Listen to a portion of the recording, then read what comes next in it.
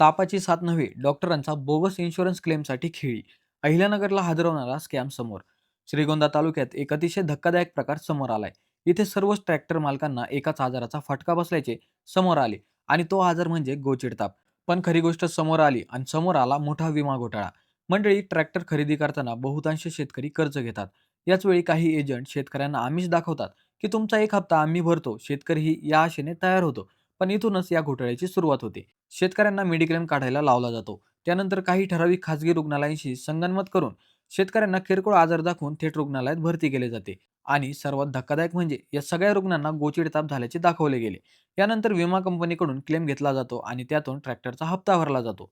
शेतकऱ्याला वाटतं की एजंटने आपली मदत केली, पण प्रत्यक्षात त्याच्या नावावर मोठा फसवणुकीचा खेळ सुरू असतो. हा प्रकार उघड कसा झाला? तर एका आरोग्य विमा कंपनीला सतत वाढणाऱ्या क्लेममुळे संशय आला.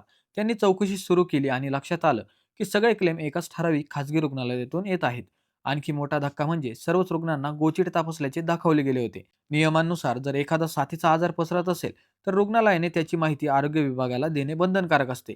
पण या प्रकरणात आरोग्य विभागाकडे अशी कोणतीही नोंद आढळली नाही आणि यातून अधिकाऱ्यांची आणि डॉक्टरांची बोगसगिरी देखील समोर आली.